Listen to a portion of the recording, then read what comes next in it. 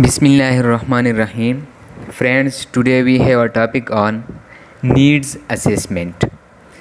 इससे पहले हमने डिस्कस किया था टीचिंग एंड लर्निंग का semester BSN semester 5 teaching and learning का unit 5 health education and health promotion.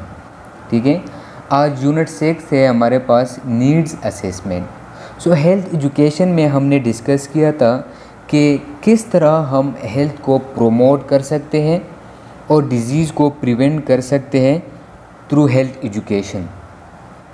अब वो हेल्थ एजुकेशन जो है वो हम किस टॉपिक पर देंगे, या जो हमारा लर्नर है उसको किस टॉपिक पर लर्निंग की नीड है उसको हम किस तरह असेस करेंगे ताकि हम उसको उस टॉपिक पर एजुकेट करें। सो उसके लिए चाहिए कि हम पहले असेस करें कि लर्नर को किस चीज़ की नीड है, किस चीज़ पर एजुकेशन की नीड है। सो आज वो हम डिस्कस करेंगे नीड्स असेसमेंट। अच्छा, नीड्स असेसमेंट इस पीपीटी के जो सारे मटेरियल है ये एक बुक से लिए गए हैं जो मैंने डाउनलोड किया है। सो लास्ट में मैं आप लोगों को बता दूंगा विद पेज नंबर और बुक भी बता दूंगा आप लोगों को कि इस पेज पर ये मटेरियल जो है ये मौजूद है, वो मैं लास्ट में आप लोगों को बताता हूँ। ठीक है, सो इसके बाद अगर हम इस यूनिट की ऑब्जेक्टिव डिस्कस करें, so at the end of this session learner will be able to develop a framework to assess the learning needs health problems of a target group. देखिए, जब हम हेल्थ एजुकेशन देते हैं तो health education से पहले हमें ये मालूम होना चाहिए कि हेल्थ प्रॉब्लम्स क्या है, या एक कम्युनिटी में या इंडिविजुअल को हम अगर भी दे रहे हैं। सो पहले हम असेस करेंगे कि इस क्लाइंट को या इस लर्नर को या इस कम्युनिटी वाले को कौन से हेल्थ प्रॉब्लम्स है जिसके ऊपर हम उसको एजुकेट करें। So develop framework to assess the learning needs, के लर्निंग नीड्स जो है वो हम असेस करें, उसके लिए हम एक फ्रेमवर्क जो है वो डेवलप करें। हेल्थ प्रॉब्लम्स जो है वो असेस करें इन अ टारगेट ग्रुप और analyse the problems according to the priority. ठीक है, सो दूसरा ऑब्जेक्टिव है हमारा कि अगर ये प्रॉब्लम्स जो है, ये हेल्थ प्रॉब्लम्स जो है, ये एक से ज़्यादा प्रॉब्लम्स वहाँ पर मौजूद हैं, सो हम किस तरह उसको प्रायोरिटाइज करेंगे, या किस प्रॉब्लम को हम पहले जो है वो एजुकेट करेंगे और किस टॉपिक या किस प्रॉब्लम को हम बाद में जो है वो एजुकेट करेंगे। सो प्रायोरिटी हम किस बेस पर देंगे, सो ये भी हम डिस्कस करेंगे। सबसे पहले हमारे पास assessing learning needs. So learning needs को जब हम असेस करते हैं, ठीक है, मीन कि पेशेंट को या क्लाइंट को या लर्नर को किस चीज़ की नीड है, किस चीज़ या किस टॉपिक पर या किस प्रॉब्लम पर एजुकेशन की नीड है, उस टॉपिक को ढूंढना, उसको असेस करना, वो हम किस तरह करेंगे। सो बेसिकली उसके 3 कंपोनेंट्स हैं।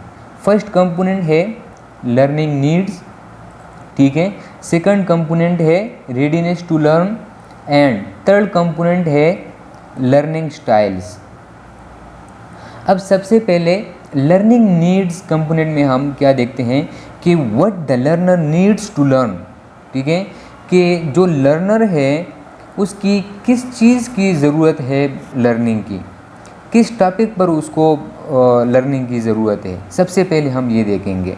फिर रेडीनेस टू लर्न मीन कि learner is receptive to learning, कि मीन जो हम अगर हमने ये असेस कर दिया कि किस प्रॉब्लम पर लर्निंग की नीड है, सो उसके बाद हम देखेंगे कि क्या वो रेडीनेस टू लर्न में हम देखेंगे कि क्या वो क्लाइंट जो है वो प्रिपेयर्ड है लर्निंग के लिए, क्या वो ये एक्सेप्ट कर रहा है कि मैं लर्न करूं। और थर्ड कंपोनेंट है हमारा लर्निंग स्टाइल्स, कि किस स्टाइल में हम या वो क्लाइंट जो है वो लर्न कर सकता है। सो वो स्टाइल जो है वो हमने असेस करना है। ठीक है, बेसिकली ये 3 कंपोनेंट्स है असेसमेंट ऑफ लर्निंग नीड्स के।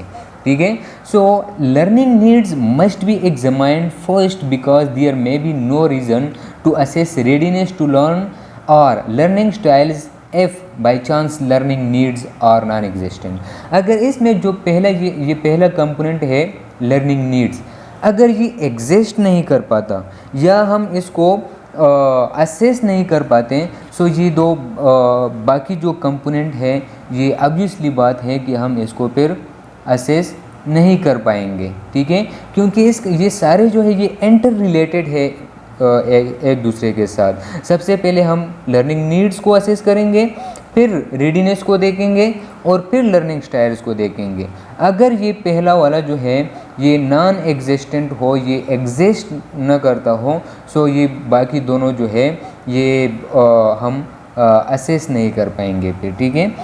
Assessment is essential to determine learning needs so that an instructional plan can be designed to address deficits in any of cognitive, affective or psychomotor domains। अब हम assessment किस तरह कर सकते हैं, ठीक है। सो उसके लिए हमें ये 3 डोमेन्स जो है वो फॉलो करने होंगे, एक cognitive, affective and psychomotor domains. अब सबसे पहले हम देखते हैं कि कॉग्निटिव डोमेन में हम क्या देखते हैं। कॉग्निटिव डोमेन में हम मेंटल एक्टिविटी देखते हैं कि एक क्लाइंट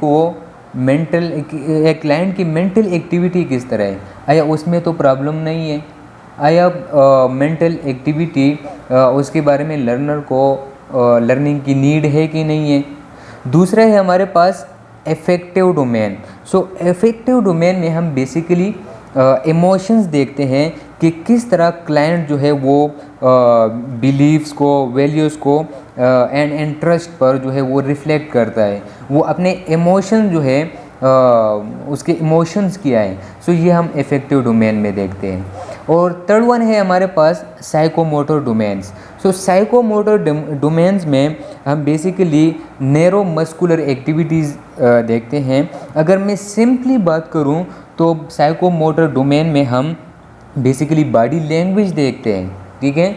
सो इन 3 डोमेन्स के हेल्प से हम असेस कर सकते हैं कि क्लाइंट को किस टॉपिक पर या किस प्रॉब्लम पर लर्निंग की नीड है, ठीक है। इसके बाद हमारे पास the purpose is of assessing learning needs are to discover what has to be taught and to determine the extent of instruction और if instruction is necessary at all. So इसका पर्पज़ क्या है, ठीक है। इसका पर्पज़ ये है कि हम इसमें असेस कर पाए कि क्लाइंट को कॉग्निटिव डोमेन्स के बेस पर जो है उसको लर्निंग की नीड है, या इफ़ेक्टिव डोमेन्स के बेस पर उसको लर्निंग की नीड है, या उसको साइकोमोटर डोमेन्स के बेस पर उसको लर्निंग की नीड है। सो इसका असेसमेंट का मेन पर्पज़ ये है कि हम मालूम कर पाए, ठीक है, कि कॉग्निटिव बेस पर उसको लर्निंग दी जाए, इफ़ेक्टिव बेस पर उसको लर्निंग दी जाए, या साइकोमोटर डोमेन्स पर लर्नर को लर्निंग दी जाए, या इन तीनों के बेस पर जो है उसको हम लर्निंग करा सकते हैं। सो ये जो है ये असेसिंग ऑफ लर्निंग नीड्स का पर्पजेज है ये, ठीक है। सो इसके बाद है हमारे पास every individual pursues a need for education. So यहाँ पर नॉट मिसिंग है, बेसिकली ये है कि not every individual pursues a need for education, कि हर इंडिविजुअल जो है वो ये परस्यू नहीं कर पाता, वो ये नहीं समझ सकता कि उसको किस टॉपिक पर या किस चीज़ पर एजुकेशन की नीड है। ये हर क्लाइंट या हर इंडिविजुअल जो है ये डिसाइड नहीं कर पाता है। सो क्या होगा, consequently an assessment is used to identify and prioritize the needs and interest of the learner. So इसलिए हम असेसमेंट करते हैं ताकि हम आइडेंटिफाई करें लर्निंग नीड्स, और फिर अगर ये लर्निंग नीड्स जो है ये एक से ज़्यादा हो सो उसमें हम प्रायोरिटाइज़ करें कि किस पर जो है वो पहले एजुकेशन देना है, और इसके अलावा लर्नर का इंटरेस्ट क्या है, ठीक है। सो ये जो है ये हम असेसमेंट में देखते हैं। This information in turn is use two sets objective and plan appropriate and effective teaching methodologies whereby education can begin at a point suitable to the learner rather than from an unknown or inappropriate place. So ये information जो है ये हम के identify करना learning needs, फिर उसको prioritise करना, फिर लर्नर इंटरेस्ट को जो है वो देखना, या एज अ होल अगर हम बात करें कि लर्निंग नीड्स को असेस करना। सो इससे हम एक इंफॉर्मेशन लेंगे कि लर्नर जो है उसको किस टॉपिक पर या किस प्रॉब्लम पर लर्निंग की नीड है, ठीक है, ताकि हम उसको एजुकेट करें। दूसरी बात यह है कि हम किस प्रॉब्लम पर पहले बात करेंगे या लर्नर जो है उसकी इंटरेस्ट क्या है। सो ये इस इंफॉर्मेशन की बेस पर हम अपने कुछ ऑब्जेक्टिव्स बनाएंगे और कुछ प्लान जो है वो हम एप्रोप्रिएट प्लान जो है वो हम सेट करेंगे, ताकि हम और कुछ इफ़ेक्टिव टीचिंग मेथडोलॉजीज़ को यूज़ करके हम फिर हेल्थ एजुकेशन देंगे, ताकि इस क्लाइंट का हेल्थ जो है वो प्रोमोट हो जाए। Significant differences have been found between the perception of needs identified by patient versus the needs identified by nurses caring for them. अब इसका मतलब ये है कि जो हमने असेस किया, ठीक है, फॉर एग्ज़ाम्पल हमने किसी क्लाइंट में जो है किसी टॉपिक पर उसका नीड जो है वो हमने असेस कर दिया कि इसको इस टॉपिक पर या इस प्रॉब्लम पर लर्निंग की नीड है, और जो लर्नर है, जो क्लाइंट है, उसका परसेप्शन कुछ और है। सो इसमें डिफरेंसेस आ सकते हैं, ठीक है। मीन कि जो हमने आइडेंटिफाई किया है इसका मतलब ये नहीं है कि बिल्कुल उस लर्नर को इस टॉपिक पर लर्निंग की नीड है, हो सकता है कि हम गलत हो, ठीक है। सो इसमें डिफरेंसेस आ सकते हैं, क्योंकि देखिए कुछ क्लाइंट्स जो है वो एक्स्ट्रावर्ट होते हैं, कुछ जो है वो इंट्रोवर्ट होते हैं। मीन कि एक्स्ट्रावर्ट जो है वो अपने आइडियाज़ जो है वो आपसे शेयर करेंगे, लेकिन इंट्रोवर्ट जो है वो अपने आइडियाज़ जो है वो आपसे शेयर नहीं कर सकते, वो अपने प्रॉब्लम जो है वो आपको नहीं बताते। सो इस सिचुएशन में उस क्लाइंट को असेस करना और जो उसको बिल्कुल एग्जैक्ट नीड है उसको असेस कर पाना ये बहुत मुश्किल हो जाता है। सो इसमें डिफरेंसेस आ सकते हैं, हम गलत हो सकते हैं। And according to research only 20% nurses ऐसे हैं कि जो एग्जैक्ट प्रॉब्लम को आइडेंटिफाई करते हैं, बाकी इसमें डिफरेंसेस आ सकते हैं, ठीक है। अब ये इससे पहले जो हमने डिस्कस किया ये था कि हम लर्निंग नीड्स को किस तरह असेस करेंगे। अब लर्निंग नीड्स क्या होते हैं, ठीक है। Learning needs are defined as gaps in knowledge that exist between a desired level of performance and the actual level of performance, ठीक है। कि लर्निंग नीड जो है ये एक गैप है between knowledge that exist between a desired level of performance and the actual level of performance. Mean कि जो डिज़ायर्ड लेवल ऑफ परफॉर्मेंस है और जो एक्चुअल लेवल ऑफ परफॉर्मेंस है इसके बीच में जो गैप है उसको हम क्या कहते हैं, लर्निंग नीड्स, ठीक है।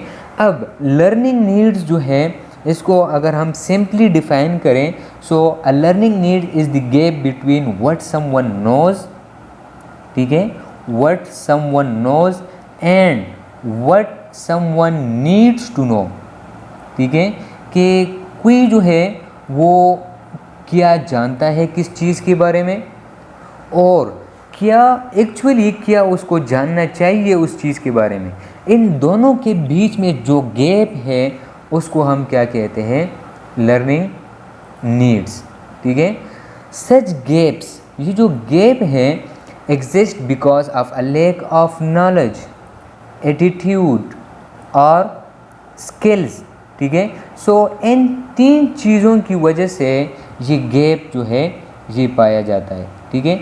अब एक्चुअली किसी को किसी चीज़ के बारे में क्या जानना चाहिए और वो क्या जानता है।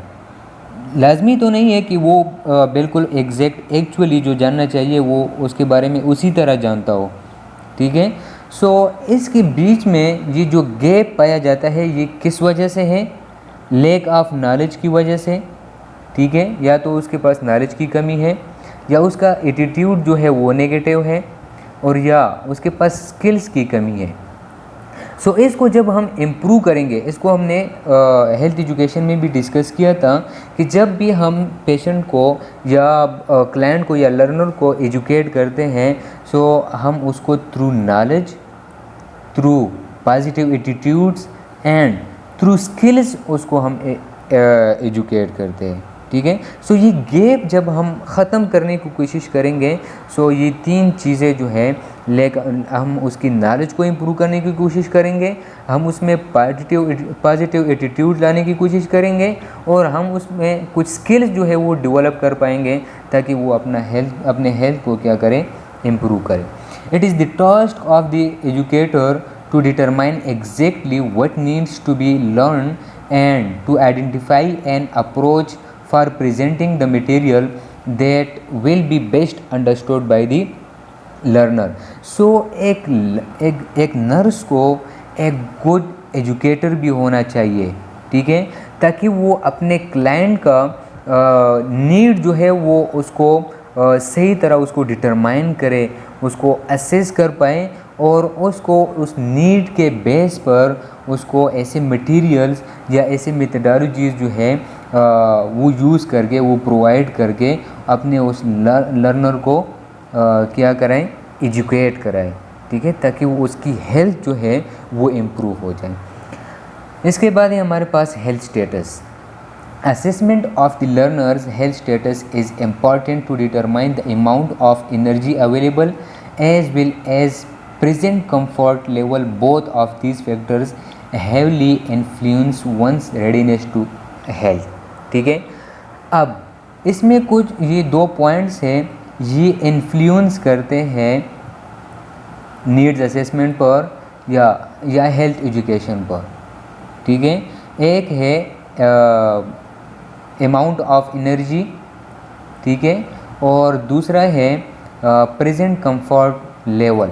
ये दो चीज़ें जो है ये इन्फ्लुएंस करते हैं। किस तरह?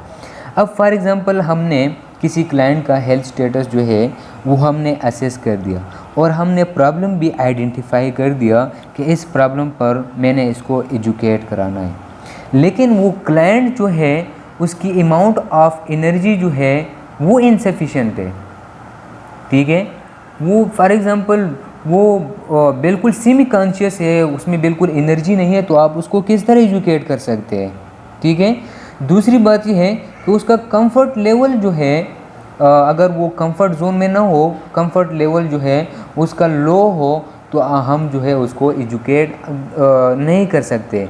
पहले भी हमने अगर हमने उसको असेस कर पाया है, हमने प्रॉब्लम भी आइडेंटिफाई कर दिया है, हमने सब कुछ किया है, लेकिन ये दो चीज़ें जो है ये इन्फ्लुएंस करेंगे, ठीक है। अगर वो कंफर्ट फील ना करता हो, या उसकी amount of energy, available amount of energy जो है वो इनसफिशिएंट हो, सो इसकी वजह से हम उस क्लाइंट को प्रॉपरली एजुकेट नहीं कर सकते।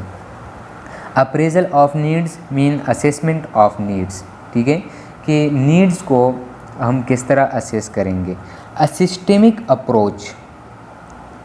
Systemic approach for assessing learning needs of care givers and organization in which they practice, ठीक है। सो जब हम नीड्स को असेस करेंगे कि हमारा जो क्लाइंट है उसको क्या नीड है, ठीक है, जब हम उसको असेस करेंगे तो ये हम through systematic approach, through systematic way जो है उसको हम असेस कर सकते हैं। इसमें सबसे पहले है हमारे पास स्टेप बाय स्टेप जाएंगे हम। सबसे पहले इसमें आइडेंटिफाई द लर्नर। सबसे पहले हम अपने लर्नर को आइडेंटिफाई करेंगे कि हमारा ऑडियंस जो है वो कौन है, या हमारा ऑडियंस जो है या लर्नर जो है वो एक है या एक से ज़्यादा है। अगर एक है तो उसके जो लर्निंग नीड है उसको, वो किसी एक प्रॉब्लम पर है या उसके मल्टी प्रॉब्लम्स हैं, ठीक है। फिर अगर मल्टी प्रॉब्लम्स हैं तो हम फिर प्रायोरिटाइज करेंगे प्रॉब्लम्स को। सो सबसे पहले हमें आइडेंटिफाई करना है कि लर्नर कौन है हमारा। दूसरा स्टेप है हमारा कि चूज़ द राइट सेटिंग, कि हमने राइट सेटिंग को चूज़ करना है ताकि हमारा जो क्लाइंट है वो हमारा जो एनवायरनमेंट है वो ट्रस्टिंग हो, ताकि हमारा जो क्लाइंट जो है वो कंफर्ट फील करे, वो सिक्योर फील करे, ठीक है, वो रिस्पेक्टेड फील करे और उसकी कॉन्फिडेंशियलिटी को हम मेंटेन रखें, ठीक है। सो इसलिए सेकंड जो स्टेप है हमारा वो चूज़ द राइट सेटिंग। अगर हमने लर्नर को आइडेंटिफाई किया और सेटिंग जो है वो भी राइट चूज़ किया, सो इसके बाद थर्ड स्टेप है हमारा कलेक्ट डेटा ऑन लर्नर, ठीक है, कि हम उस लर्नर से उस लर्नर पर जो है वो उसकी जो डेटा है वो हम कलेक्ट कर दें, लाइक उसकी क्या टिपिकल हेल्थ प्रॉब्लम्स है उसको, ठीक है। और या अगर वो एक लर्नर है या इंडिविजुअल है तो हम इंडिविजुअल में उसकी टिपिकल हेल्थ प्रॉब्लम को आइडेंटिफाई करें, या अगर वो पॉपुलेशन है, कम्युनिटी है, तो हम कम्युनिटी में भी हेल्थ जो हेल्थ प्रॉब्लम है उसको हम आइडेंटिफाई करें। सो तीसरा ये हमारा स्टेप था कि collect data on learner. Fourth step है हमारा कि include the learner as a source of information. हम जो इन्फॉर्मेशन जो है वो हम कलेक्ट कर रहे हैं, इसमें हम उस लर्नर को भी अपने साथ इंक्लूड करें ताकि वो भी हमें बता दे कि इस पॉपुलेशन में, या अगर वो इंडिविजुअल है अपने इंटरनल हेल्थ के बारे में हमें बता दें, अगर ये पॉपुलेशन है, कम्युनिटी है, वो हमें इन्फॉर्म करें कि इस कम्युनिटी में ये हेल्थ प्रॉब्लम्स हैं, ठीक है। इसके बाद जो स्टेप है हमारा कि इंक्लूड द लर्नर, अच्छा ये तो हो गया। इसके बाद है प्रायोरिटाइज नीड्स, ठीक है। अब सबसे पहले हमने लर्नर को आइडेंटिफाई किया, राइट सेटिंग भी चूज़ कर दिया, डेटा भी कलेक्ट कर दिया और लर्नर को भी अपने साथ इंफॉर्मेशन में इंक्लूड कर दिया। अब इन सारे सोर्स से, इन सारे स्टेप से हम जो है वो कुछ नीड्स जो है वो हम आइडेंटिफाई करेंगे और उन नीड्स में हम फिर प्रायोरिटाइज करेंगे कि किस नीड पर हम पहले एजुकेट करें। सो ये नीड्स पर जब हम किस बेस पर हम इसको प्रायोरिटाइज करेंगे, सो इसके लिए हमारे पास हेल्पफुल है मेस्लो हायरार्की थ्योरी, ठीक है। सो मेस्लो हायरार्की थ्योरी हमें ये बताती है कि सबसे पहले जो नीड्स होंगे ह्यूमंस को वो फिजियोलॉजिकल नीड्स होंगे, ठीक है, कि food, fluid, oxygen, physical activity, sleep, freedom from pain, ठीक है, ये सारे जो है ये फिजियोलॉजिकल नीड्स में आते हैं।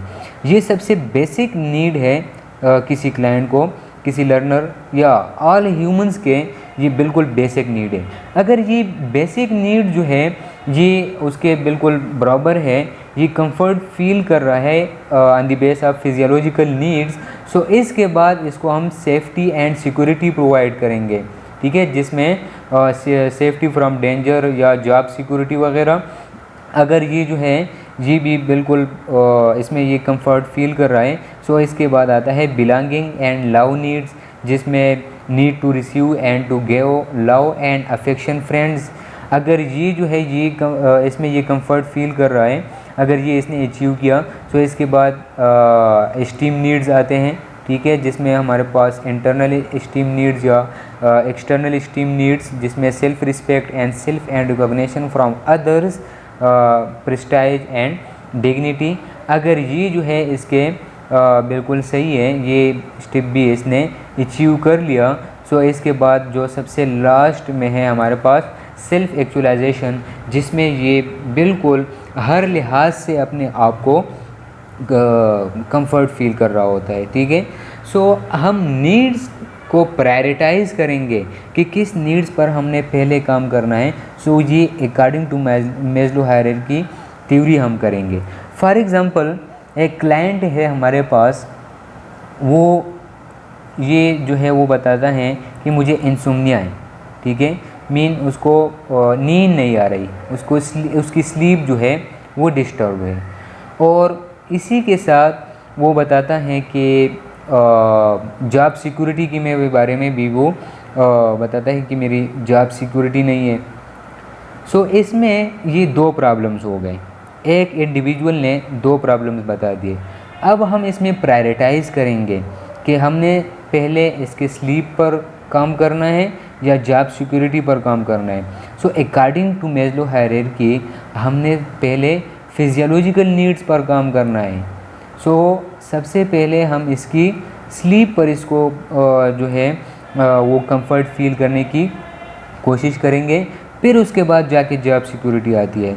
सो इस मैस्लो हायरार्की नीड्स या थ्योरी के बेस पर हम प्रॉब्लम्स या नीड्स को जो है वो प्रायोरिटाइज करेंगे कि किस टॉपिक पर या किस प्रॉब्लम पर हमने पहले बात करनी है। फिर ये कुछ गैप्स हैं, identify gap in patient health status, identify gap in clinical performance, identify gap in competence of clinician and or teams, identify gap in knowledge of clinician and or teams. So ये मुख्तलिफ gap जो है ये पाए जाते हैं कि वो आइदर वो हेल्थ स्टेटस के बीच में है या क्लिनिशियन परफॉर्मेंस के बीच में है या क्लिनिशियन या उसके टीम के बीच में कुछ गैप्स पाए जाते हैं, ठीक है, या नॉलेज ऑफ क्लिनिशियन या उनके जो नॉलेज है उसके बीच में कुछ गैप्स पाए जाते हैं।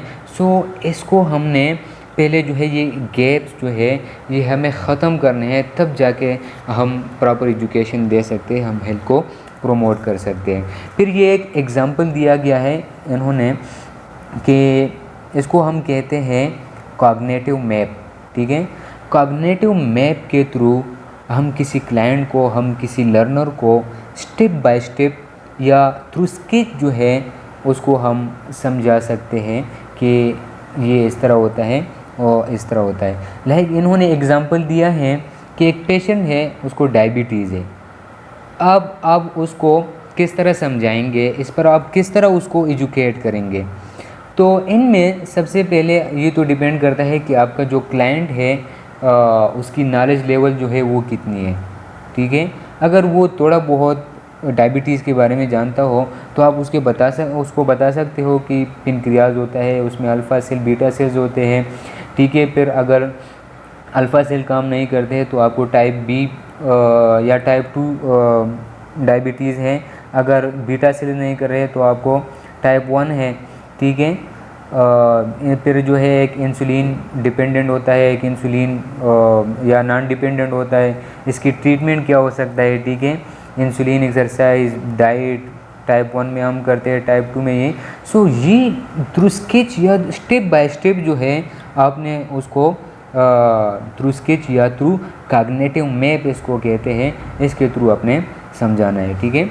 फिर लास्ट में हमारे पास criteria for prioritizing learning needs, कि हम किस क्राइटेरिया के बेस पे लर्निंग नीड्स को प्रायोरिटाइज करेंगे।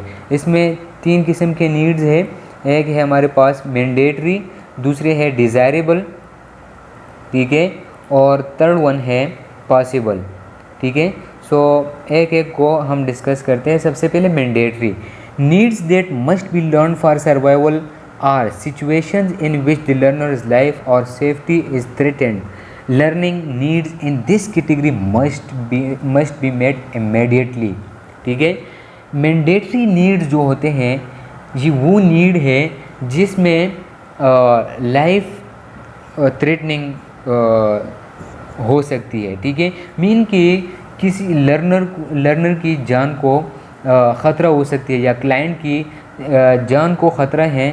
सो उसकी जो नीड्स हैं वो मैंडेटरी नीड्स में आते हैं और वो सबसे ज़्यादा प्रायोरिटाइज आपने मैंडेटरी वाले करने हैं। For example a patient who has experienced a recent heart attack need to know the sign and symptoms and when to get immediate help। अब हार्ट अटैक जो है ये एक थ्रेटन कंडीशंस हो सकती है, ठीक है, जानलेवा हो सकती है। सो इसलिए इसको हमने मैंडेटरी नीड्स में रखा है।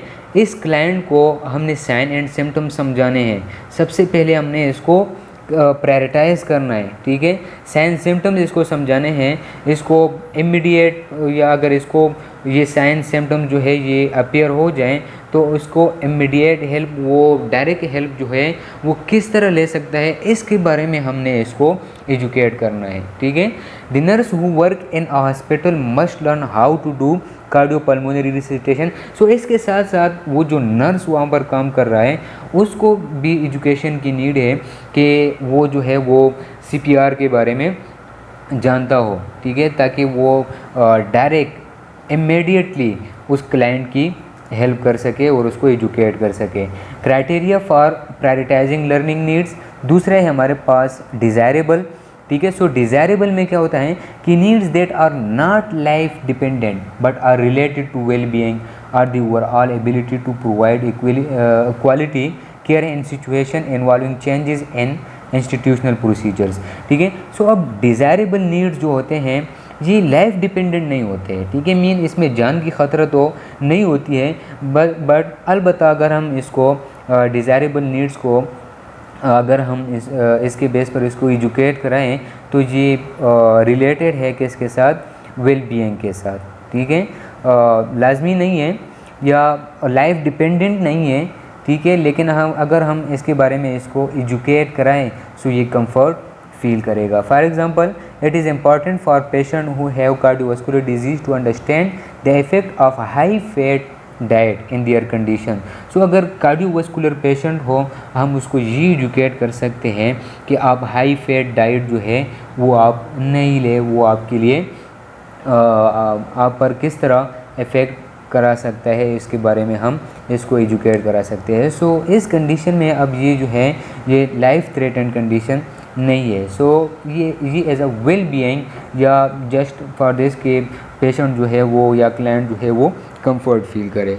इट इज़ अब इसके लिए जो क्या है नर्स है या वहाँ पर जो केयर गिवर है उसके लिए भी एजुकेशन की नीड है, ठीक है, कि उसके पास उतनी नॉलेज हो कि वो उस बारे में उसको एजुकेट कर सकें। लास्ट में है हमारे पास पॉसिबल नीड्स। तो पॉसिबल नीड्स जो है needs for information that are nice to know but not essential are required are situation in which the learner needs is not directly related to daily activities. अब possible needs जो होते हैं ये mean nice to no, अगर ये हम उसके बारे में उसको एजुकेट कराएं तो सोने पे सुहाग बहुत अच्छी बात है, लेकिन अगर हम उसको एजुकेट ना करें तो लाजमी नहीं है या रिक्वायर्ड नहीं है। या हम इसको इस तरह डिफ़ाइन कर सकते हैं कि वो नीड्स जिसके डेली एक्टिविटीज़ के साथ कोई रिलेशन ना हो उसको हम क्या कहते हैं, possible needs. For example, the patient who is newly diagnosed as having diabetes mellitus most likely does not need to know about traveling across time zones or staying in a foreign country because this information does not relate to the patient everyday activities। अब अगर एक diabetes mellitus patient है, ठीक है, वो newly diagnosed हो गया, अगर हम उसको एजुकेट करें कि across the time zones travelling जो है आपके लिए मीन के कुछ स्पेसिफिक टाइम्स में या कुछ टाइम्स उसको हम बता दें कि इस टाइम जोन में आपके लिए ट्रेवलिंग जो है वो सही नहीं है, ठीक है, या फॉरेन में स्टे करना आपके लिए सही नहीं है, ठीक है। सो अगर हम इसको इसके बारे में एजुकेट कराएं तो नाइस टू नो, अच्छी बात है, ठीक है, लेकिन अगर हम नहीं भी करें तो ये इसके एवरीडे एक्टिविटीज़ के साथ इसकी कोई रिलेशन नहीं है, ठीक है। सो हम सबसे पहले प्रायोरिटाइज़ करेंगे मैंडेटरी नीड्स, फिर उसके बाद डिज़ायरेबल नीड्स और फिर उसके बाद जाके हम पॉसिबल नीड्स जो है उसको प्रायोरिटाइज़ करेंगे। अच्छा, इसके बाद ये है रेफरेंसेस। ये जो मटेरियल्स है मैंने आप लोगों को बता दिया था कि मैं आप लोगों को बुक का बता दूंगा। ये जो मटेरियल है ये principle of teaching and learning for nursing practice book है, 2nd एडिशन, ठीक है, और उसका चैप्टर 4 पेज नंबर 70, 79, 80, 84 पर इसके ये जो मटेरियल है जो इस PPT में है ये वहाँ पर मौजूद है। लाइक मैं आप लोगों को ये अगर